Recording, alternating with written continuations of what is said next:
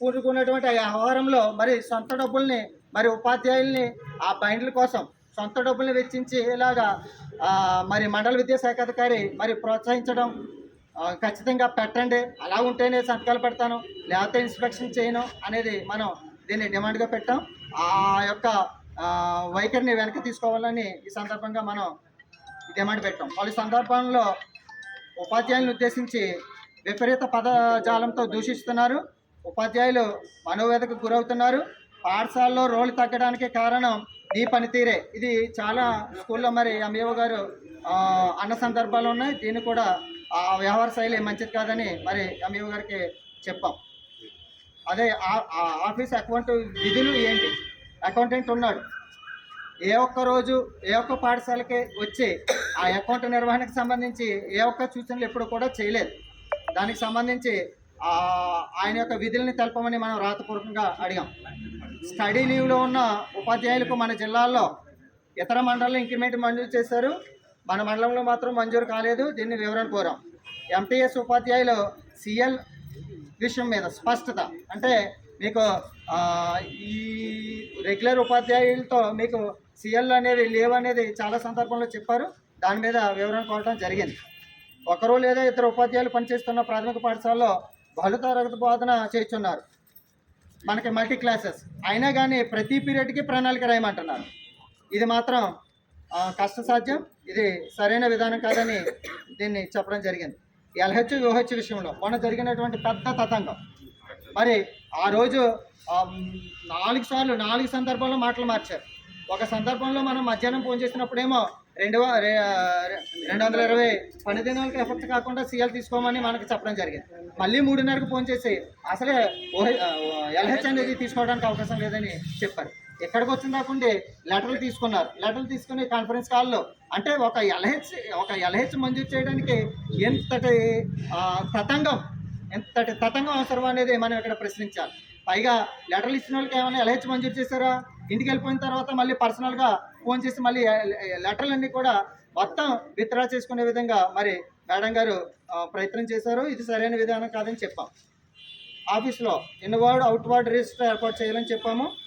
ఉపాధ్యాయులు సమర్పించే ప్రతి విన్నపాన్ని కూడా బేషరతుగా, ఇది ఒక మన దౌర్భాగ్యం ఏంటంటే ఏ లెటర్ వచ్చినా కానీ ముందు ఎంఈఓ గారికి ఫోన్ చేస్తే కానీ ఇక్కడ తీసుకోరు. అదొకటి బేషరతుగా లెటర్లు తీసుకోమని చెప్పాం. అదేవిధంగా పాఠశాలకు సంబంధించి ఆన్లైన్ వర్క్ విషయంలో చాలా సమయం ఉన్నప్పటికీ ఉపాధ్యాయులను తొందరపెట్టి ఆందోళన గురి చేస్తున్నారు. తగు సమయాన్ని ఇవ్వాలని కోరాం. కాంప్లెక్స్ మెర్జింగ్ విషయంలో కానీ, సిఆర్ఎంటీ గ్రాంట్ విషయంలో కానీ, మరి ఏ ఇతర ముఖ్యమైన విషయాల్లో కానీ యూనియన్ల అభిప్రాయాలని కనీసంగా తీసుకోకపోవడం కరెక్ట్ కాదని చెప్పడం జరిగింది.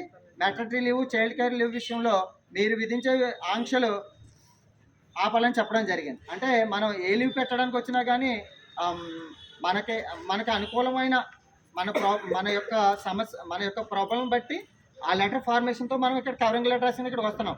కానీ అది పనిచేయదు. మళ్ళీ మేడం గారు మళ్ళీ ఎప్పుడెప్పుడు లీవ్ పెట్టుకోవాలో, ఎప్పుడెప్పుడు పెట్టిన కణాలు కూడా ఆవిడే నిర్దేశిస్తున్నాం. ఇది మాత్రం కరెక్ట్ పద్ధతి కాదని చెప్పడం జరిగింది.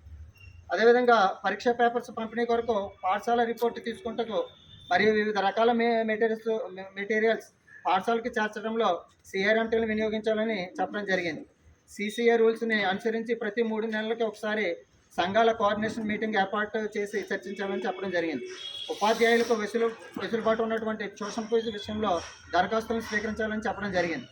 ఉపాధ్యాయుడు ఎస్ఆర్, ముఖ్యంగా ఈ మధ్యన దౌర్భాగ్యం ఏంటంటే ఒక ఎస్ఆర్ ఇవ్వడంలో మరి పదే ఒక మేడం గారి విషయంలో 15 రోజులు ఎంఆర్సీ చుట్టూ చక్కలు కొట్టించడం జరిగింది. మరి ఎస్ఆర్ తీసుకోవడం అనేది ఫండమెంటల్ రైట్, ఆవిడ చేసినటువంటి ఫండమెంటల్ మిస్టేక్. మరి ఇది సరైన విధానం కాదని మేడం గారికి చెప్పడం జరిగింది. మరి ఇవన్నిటితో కూడా మనం లిఖితపూర్వకంగా ఆవిడ నుంచి కోరాము. ఆవిడ ఇప్పుడు సంతకం పెట్టడానికి మధ్యలో నుంచే లేచి వెళ్ళిపోవడం జరిగింది. దీన్ని మేము యూనియన్ పరంగా తీవ్రంగా ఖండిస్తున్నాం. మరి తదుపరి యూనియన్ తీసుకునే ఏ స్టెప్కి అయినా సరే మరి కార్యకర్తలందరూ కూడా మరి సిద్ధంగా ఉండాలని కోరుతూ మరి బాలాజీ. ఉపాధ్యాయులు తీవ్రమైన మనోవేదన గురవుతూ ఉద్యోగం చేస్తున్నారు. ఇంటి దగ్గర పాపం లేడీ టీచర్లు చాలా ఇబ్బంది పడుతున్నారు. కేవలం మీ బాధను చూసే ఇవాళ యూనియన్స్ మీరు చేసిన ఒత్తిడితోటే మనం ఈ కార్యక్రమం తీసుకున్నాం. భవిష్యత్తు అంటే మనం చస్తూ బతుకుదామా లేకపోతే ఆనందంగా ఉద్యోగం చేద్దాం? పోరాటం చేస్తే పోయేది ఏమీ లేదు. ఎందుకోసం? మనం కష్టపడి ఉద్యోగం సాధించుకున్నాం, ఎంతో డిఎస్సిలో మెరిట్ సాధించి ఉద్యోగం సాధించుకుని ఇవాళ విద్యార్థుల ముందు, ఆఫీస్ సిబ్బంది ముందు కించపరిచేలా మాట్లాడి ఇవాళ ఆఫీసులో కూడా మనకి గౌరవం లేని పరిస్థితి. ఎవరైనా ఫోన్ చేస్తే చాలామంది టీచర్లు చెప్తున్నారు ఫోన్ చేస్తే కూడా ఎత్తట్లేదంట.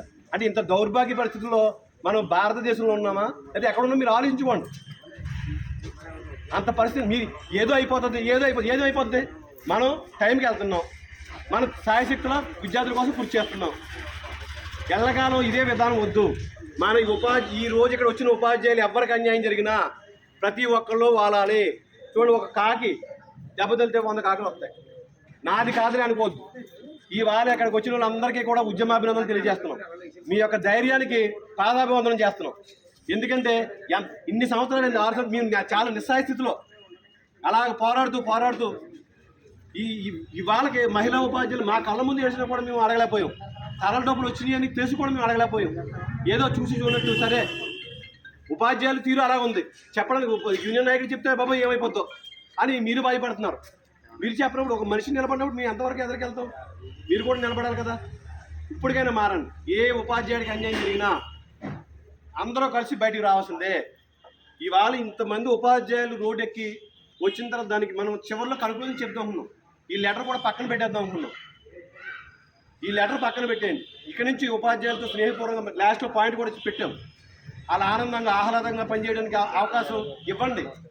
మనం టైం కూడా పెట్టలేదు అని చెప్పి లాస్ట్లో మాట్లాడదాం అనుకుంటే ఆ మాట్లాడే అవకాశం కూడా ఆవిడ ఇవ్వలేదు.